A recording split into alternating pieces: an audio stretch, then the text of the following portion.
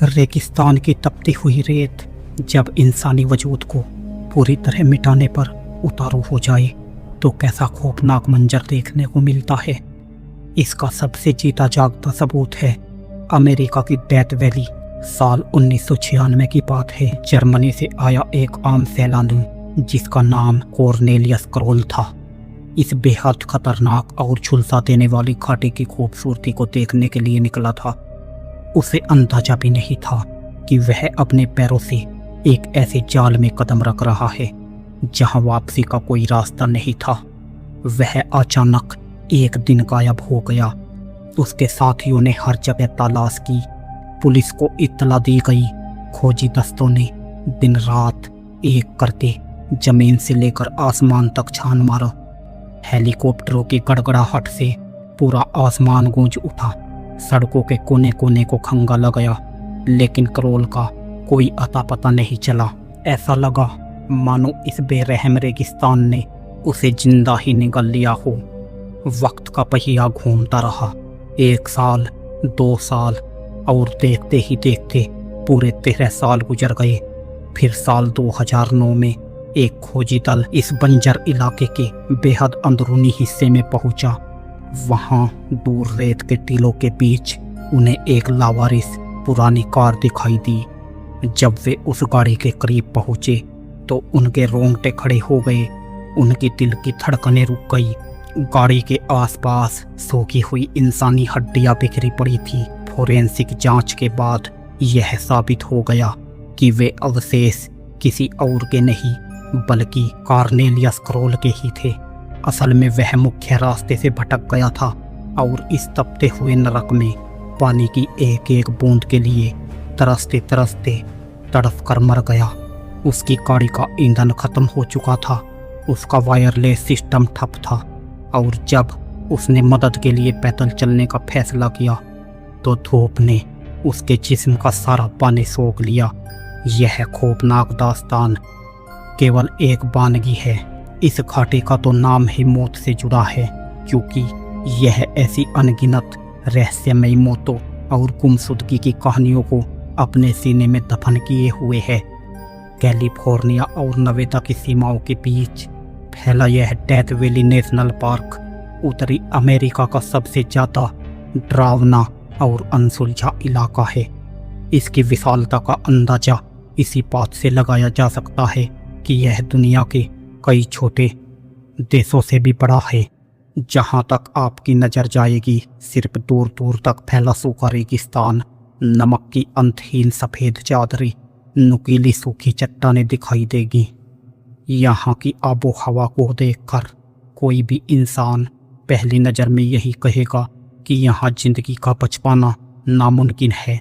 चारों तरफ फैली खामोशी इतनी गहरी है कि यहाँ हवा के चलने की सरसराहट भी किसी के रोने की आवाज़ जैसी महसूस होती है। यहाँ की सबसे बड़ी दुश्मन है यहाँ की जानलेवा गर्मी। साल 1913 में यहाँ के फर्नेस क्रीक नाम के इलाके में पारा 56.7 डिग्री सेल्सियस तक पहुँच गया था, जो पूरी दुनिया के इतिहास में दर्ज किया गया सबसे ज़्यादा तापमान है। इस खौफनाक गर्मी का अंदाज़ा आप इस बात से लगाइए कि अगर आप अपनी गाड़ी को कुछ देर के लिए धूप में खड़ा कर दे तो उसका स्टीयरिंग व्हील आपके हाथ की चमड़ी को जला सकता है। प्लास्टिक की बोतल में रखा पानी कुछ ही पलों में उबलने जैसा गर्म हो जाता है और इंसान का जिस्म बहुत तेज़ी से अंदरूनी पानी को खाने लगता है। सर्दियों के दिनों को छोड़ दे तो बाकी महीनों में यहाँ का सूरज आसमान से आग के गोले बरसाता है, जिससे बचने का कोई जरिया दूर दूर तक नजर नहीं आता। मगर डेथ वैली का असली खतरा सिर्फ इस बड़े हुए पारे में नहीं है, बल्कि इसके भूगोल में छिपा है।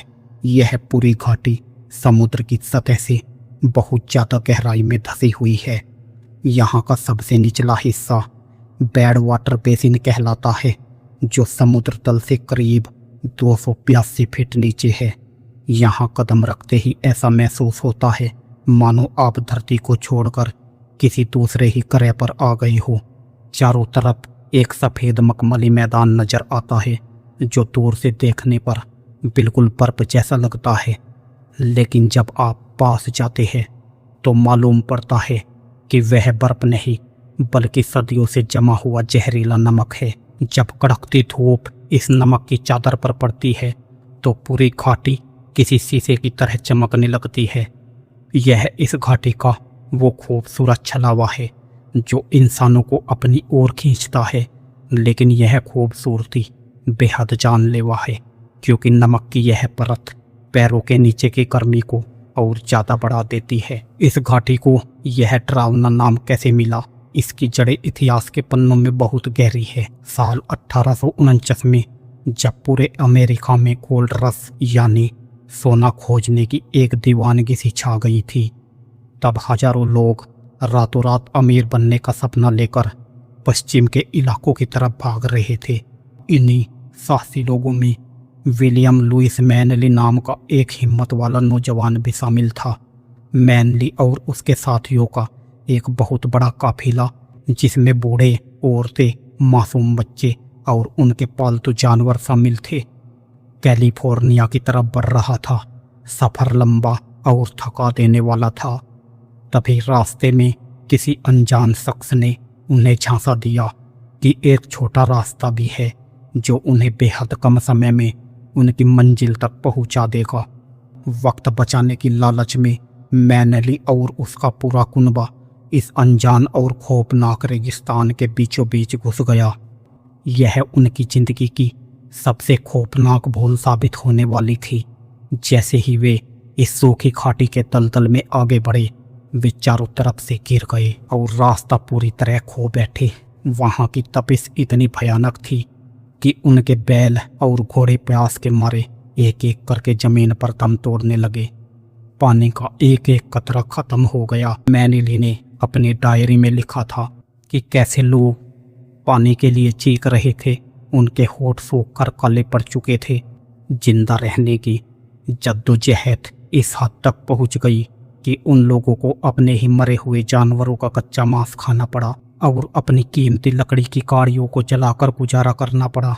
अपनी जान बचाने के लिए लोगों को अपने सोने के औजार, महंगे कपड़े और जमा पूंजी उसी रेत में दफन करनी पड़ी, क्योंकि अब शरीर में एक दिन का भी उठाने की ताकत नहीं बची थी। भूख और कमजोरी की वजह से लोग अपनी सुध बुध खोने लगे और हर पल केवल अपनी मौत का इंतजार कर रहे थे। जब लगने लगा कि अब मौत निश्चित है और इस बंजर जमीन पर सबकी कब्र बन जाएगी, तब विलियम लुइस मैनली और उसके साथी जॉन रोजर्स ने अपनी जान की बाजी लगाने का फैसला किया। उन्होंने बाकी परिवारों को एक सुरक्षित जगह रुकने को कहा और खुद पानी व मदद की तलाश में अकेले ही आगे बढ़ गए। ये दोनों नौजवान कई दिनों तक बिना जूते के तपती हुई चट्टानों और नुकीले पत्थरों पर पैर लहूलुहान करके चलते रहे। वे पहाड़ों को लांघ कर किसी तरह एक इंसानी बस्ती तक पहुंचे। वहां से उन्होंने खाने पीने का जरूरी सामान जुटाया और अपने दम तोड़ते हुए साथियों को बचाने के लिए दोबारा उसी जलते हुए नरक में लौट आए। जब वे वापस पहुंचे तो कई लोग आखिरी सांसें गिन रहे थे। मैनली ने बड़ी जांबाजी से उस पूरे काफिले को सहारा दिया और धीरे धीरे उन्हें उस मौत के जाल से बाहर निकाला। कई हफ्तों के इस भयानक खूनी संघर्ष के बाद जब वे लोग सुरक्षित ऊंचे पहाड़ पर पहुंचे तो काफिले की एक महिला ने रोते हुए पीछे मुड़कर देखा और भारी दिल से कहा, गुड बाय डेथ वैली। बस उसी दिन से इस जगह का नाम हमेशा के लिए डेथ वैली पड़ गया। हैरत की बात यह है कि इस जानलेवा माहौल के बाद भी यहाँ कुदरत ने हार नहीं मानी। पहली नज़र में सूखी दिखने वाली इस घाटी में आज भी कई तरह के जंगली जानवर जैसे कोयट, बड़े कानों वाले जैक रैबिट, रेड रनर पक्षी और जहरीले सांप बिच्छू रहते हैं। यहाँ तक कि यहाँ के गर्म पानी के छोटे चश्मों में कुछ ऐसी दुर्लभ मछलियाँ भी पाई जाती है जो दुनिया में कहीं और नहीं मिल सकती। इन जीवों ने इस नरक जैसी जगह में खुद को जिंदा रखने के लिए पूरी तरह ढाल लिया है। उदाहरण के लिए यहाँ के चूहे बिना पानी पिए सिर्फ सूखे बीज खाकर महीनों गुजार सकते हैं और यहाँ की छिपकलियाँ तपती रेत से अपने पैरों को बचाने के लिए हवा में उछल उछल कर चलती है, मगर इंसानों के लिए यह जगह आज भी उतनी ही बेरहम है। हर साल लाखों लोग यहाँ घूमने आते हैं। जो लोग गाड़ियों के अंदर एसी चालू करके रहते हैं वे तो बच निकलते हैं, लेकिन जो इस जगह को हल्के में लेते हैं वे अपनी जान से हाथ धो बैठते हैं।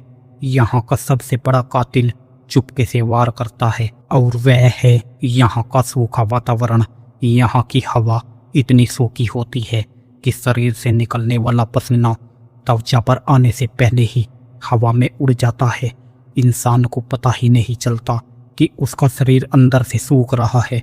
पहले हल्की थकान होती है, फिर चक्कर आते हैं और धीरे धीरे दिमाग काम करना बंद कर देता है। कॉर्नेलियस क्रोल के साथ भी यही हुआ था।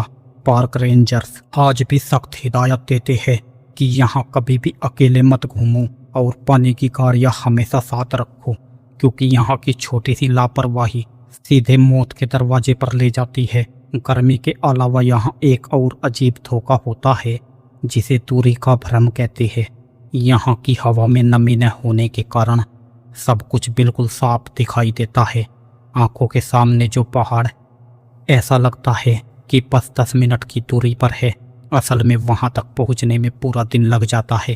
पुराने ज़माने में मैनेली का काफिला भी इसी धोखे का शिकार हुआ था और आज के दौर के मुसाफिर भी इसी जाल में फंसकर अपनी जान गंवा देते हैं। लोग सोचते हैं कि वे पैदल चलकर उस सामने दिख रहे पहाड़ की छाव तक पहुंच जाएंगे, लेकिन मीलों चलने के बाद भी वह पहाड़ उतना ही दूर नजर आता है और तब तक इंसान की हिम्मत और पानी दोनों जवाब दे चुके होते हैं। लेकिन इस घाटी का सबसे बड़ा रहस्य जिसने पूरी दुनिया के वैज्ञानिकों की नींद उड़ा रखी थी वह था यहाँ के चलते हुए पत्थर। डेथ वैली के भीतर एक सूखी हुई झील का मैदान है जिसे रेस ट्रैक पलाया कहा जाता है। यह जगह बिल्कुल चपटी और शांत है, लेकिन यहाँ मौजूद भारी भरकम पत्थर जिनका वजन कई सौ किलो तक है अपने आप जमीन पर खिसकते थे और अपने पीछे एक लंबा रास्ता छोड़ जाते थे। सबसे डरावनी बात यह थी कि किसी भी इंसान ने आज तक इन्हें अपनी आंखों से हिलते हुए नहीं देखा था। लोग कहने लगे कि यहाँ भूत प्रेतों का साया है या फिर एलियंस रात में आकर इन पत्थरों को खिसकाते हैं। कुछ स्थानीय कहानियों में तो इसे भूतों का खेल भी माना गया। इस रहस्य पर से पर्दा उठाने में वैज्ञानिकों को लगभग 100 साल का वक्त लग गया। साल 2013 में जब वहाँ हाईटेक कैमरे और GPS डिवाइस लगाए गए तब असलियत सामने आई। दरअसल सर्दियों की रातों में जब यहाँ हल्की बारिश होती है तो जमीन पर पानी की एक बहुत पतली परत बन जाती है जो कड़ाके की ठंड की वजह से कांच जैसी बर्फ में तब्दील हो जाती है। अगले ही दिन जब सूरज की हल्की गर्मी से वह बर्फ पिघल कर तैरने लगती है तब रेगिस्तान में चलने वाली बेहद तेज हवाएं उस बर्फ की परत को धक्का देती है। उस बर्फ के साथ साथ उसके ऊपर रखे भारी पत्थर धीरे धीरे मिट्टी पर घिसटते हुए आगे बढ़ जाते हैं। जब पानी सूख जाता है तो बर्फ तो गायब हो जाती है, मगर पत्थरों के चलने के निशान वही मिट्टी पर हमेशा के लिए छप जाते हैं। इस घाटी का एक और अनोखा रूप यह है कि जहां इसके नीचे के मैदान में लोग झुलसा देने वाली गर्मी से परेशान रहते हैं, वही इसी पार्क के भीतर 11,000 फीट से भी ऊंचा पहाड़ टेलीस्कोप पीक खड़ा है। सर्दियों के दिनों में इस पहाड़ की चोटी पूरी तरह सफ़ेद बर्फ की चादर से ढक जाती है। एक ही समय में एक ही जगह पर पहाड़ की चोटी पर कड़ाके की बर्फबारी होना और ठीक उसी के नीचे खाई में तपती हुई गर्मी का होना कुदरत का एक ऐसा अनोखा करिश्मा है जो पूरी दुनिया में कहीं और देखने को नहीं मिलता। जब नीचे के मैदानों में लोग पसीने से तरबतर हो रहे होते हैं तब पहाड़ पर चढ़ने वाले पर्वतारोहियों को ठंड से बचने के लिए भारी ऊनी कपड़ों का सहारा लेना पड़ता है। यह पूरी घाटी एक तरह से समय का ऐसा चक्रव्यूह है जो हर आने वाले को अपनी ताकत से डराता है, चाहे वह 1849 में मैनेली के साथियों की भूख प्यास से तड़पती हुई चीखें हो या फिर आधुनिक युग में कॉर्नेलियस करो जो रेत के तूफानों में हमेशा के लिए दफन हो गई। डेथ वैली आज भी वैसी ही खड़ी है, शांत, रहस्यमयी और बेहद क्रूर।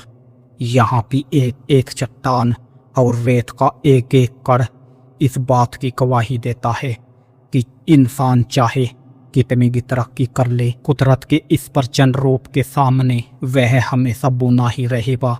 यह घाटी हमें सिखाती है कि प्रकृति का सम्मान करना कितना जरूरी है, क्योंकि जो इसकी सीमाओं को पार करने की धृष्टता करता है तो डेथ वैली उसे अपने इतिहास का एक खौफनाक पन्ना बना देती है। आज भी जब सूरज ढलता है तो इस वीरान घाटी में हवाएं कुछ इस तरह चलती है मानो वे पुराने मुसाफिरों के अधूरी दास्तानों को दोहरा रही हो और हर नए आने वाले को चेतावनी दे रही हो कि यहाँ कदम संभाल कर रखना, क्योंकि यह केवल एक नेशनल पार्क नहीं बल्कि कुदरत का बनाया हुआ साक्षात मौत का अखाड़ा है। इस घाटी की वीरानी केवल एक भौगोलिक सत्य नहीं है, बल्कि यह इंसानी हौसले और लाचारी की एक मिलीजुली दास्तान है। जब आप फारनेस तरीक से आगे बढ़ते हैं तो जमीन की तरह वे इतनी गहरी और चौड़ी नजर आती है मानो वे इस धरती के प्यासे होने की गवाही दे रही हो। कई किलोमीटर तक चलने पर जब कोई पेड़ या साया नजर आता है तो इंसान के अंदर का हौसला धीरे धीरे टूटने लगता है।